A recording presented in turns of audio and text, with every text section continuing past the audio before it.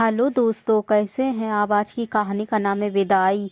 सलोनी की शादी की तैयारियां जोरों पर थी। 2 ही दिन बचे थे। सलोनी का मन बहुत उदास था। वो पापा के पास जाकर बोली, पापा क्या मैंने आपको कभी रुलाया है। पापा बोले, ऐसा क्यों पूछ रही हो, तुम तो मेरी प्यारी बेटी हो, मेरे जिगर का टुकड़ा हो। तुमने हमेशा मेरा कहना माना, मेरी इज्जत का ख्याल रखा है। तुमसे ज़्यादा संस्कारवान बेटी पूरे शहर में नहीं है। तुम भला मुझे क्यों लुढ़ाओगी। सलोनी बोली, याद करके बताओ पापा, अब कभी तो ऐसा वक्त आया होगा जब मेरी हरकतों के कारण आपकी आंखों में आंसू झलक आए होंगे। पापा ने कुछ याद करते हुए कहा, हाँ याद आया, एक बार तुमने मुझे लुलाया था, तब तुम बहुत छोटी थी। वो पापा के चेहरे की तरफ ताकते हुए बोली, कब। पापा गंभीर होकर बोले, उस समय तुम 1 साल की थी। मैंने तुम्हारे सामने पैसे, पुस्तक और खिलौना रख दिया था, क्योंकि मैं ये जानना चाहता था तुम किस चीज़ को ज़्यादा महत्व देती हो, पैसे को या खिलौने को या फिर पुस्तक को। मैं तुम्हारी रुचि जानना चाहता था। अगर तुम पैसे उठाती तो मैं समझता तुम बड़ी होकर धन और संपत्ति को ज़्यादा महत्व दोगी। अगर तुम पुस्तक उठाती तो मैं समझता तुम पढ़ाई और ज्ञान को ज़्यादा महत्व दोगी।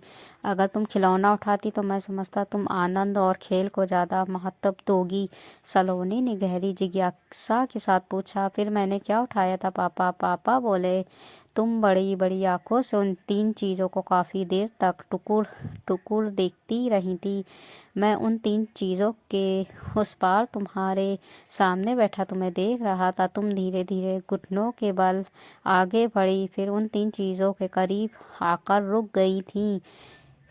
एक एक चीज़ को गौर से देखने लगी थी, जैसे जानना चाहती हो कि सबसे मज़ेदार चीज़ कौन सी है। सलोनी का सब्र जवाब दे गया। वो बेसब्री से होकर बोली, बताओ ना पापा, मैंने क्या उठाया। पापा बोले, तुमने उन तीनों में से किसी चीज़ को नहीं उठाया, बल्कि उन्हें अपने छोटे छोटे हाथों से परे सड़का दिया। फिर तेजी से घुटनों के बल चलकर मेरी गोद में आकर बैठ गई थी। फिर मेरी मुट्ठी पकड़कर हिलाने लगी थी, जैसे कह रही हो कि पापा, तुमसे ज़्यादा कीमती चीज़ इस दुनिया में न कोई नहीं है। मैंने कल्पना भी नहीं की थी तुम्हारा एक चुनाव मैं भी हो सकता हूँ। उस दिन मेरी आंखों में आंसू झलक आए थे। ये पहली और आखिरी बार था।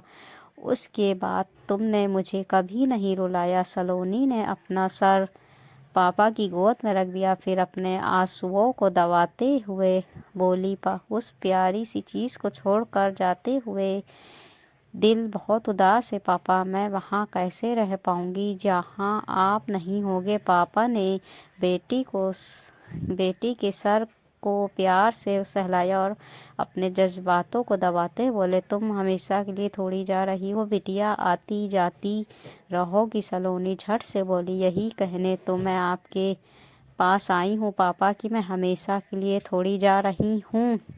इसलिए आप एक वादा करो, मेरी विदाई पर रोगे नहीं। पापा ने चेहरे के भाव को नियंत्रित करते हुए कहा, मैं वादा करता हूँ, जरा भी नहीं रोऊंगा। मगर तुम भी एक वादा करो, जब विदा होगी तब हंसते हुए जाओगी, जरा भी नहीं रोगी। सलोनी बोली, हाँ मैं भी प्रॉमिस करती हूँ, मैं हंसते हुए यहाँ से विदा होंगी। जिंदगी के एक नए पड़ाव में प्रवेश करने जा रही हूँ। हंसते खेलते जाऊंगी। देख लेना, मेरी आंखों में भी उदासी भी नहीं होगी। 2 दिन बाद रात के 4 बजे थे। शादी की सारी रस्में पूरी हो चुकी थी, बस विदाई बाकी थी। घर के गेट पर दूल्हे की गाड़ी लग चुकी थी। देवताओं का आशीर्वाद लेने के बाद गठजोड़े में दूल्हे और सलोनी की जोड़ी गाड़ी की तरफ बढ़ रही थी। सलोनी के दिल में हजारों विचार उमड़ रहे थे। उसे लग रहा था जैसे बहुत कुछ पीछे छूट रहा है। उसका कमरा, घर, बाबुल की गलियां, भाई बहन, माँ और पापा। वो पापा जो उसके जरा सा कुछ होते ही घबरा जाते थे, उसके जरा से उदास होते ही तड़प उठते थे, वो भी पीछे छूट रहे थे। सलोनी का दिल कड़ा करके सबके गले मिल रही थी, मगर उसे पापा नहीं दिखाई दिए।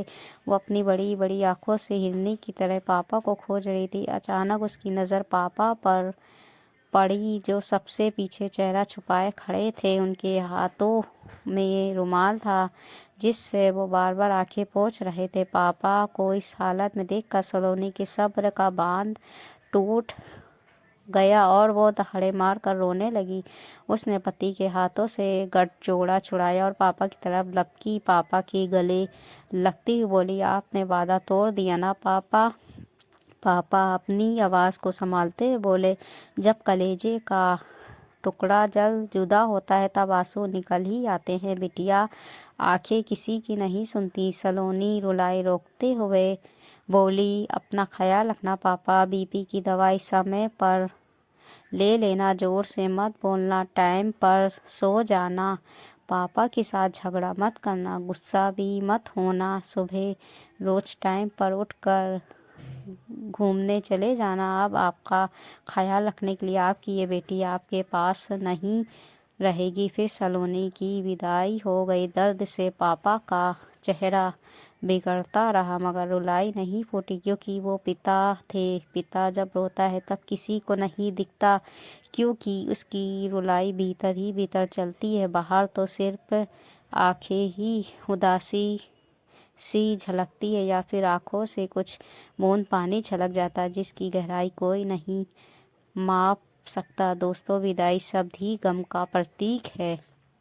जब कोई अपना जुदा होता है तब आंखें खुद ब खुद बरस पड़ती हैं। इन आंखों को वादों और डांट डपट से नहीं रोका जा सकता। अपने खून से सींच कर अपनी औलाद को किसी पराये इंसान को सौंपना छोटी बात है क्या।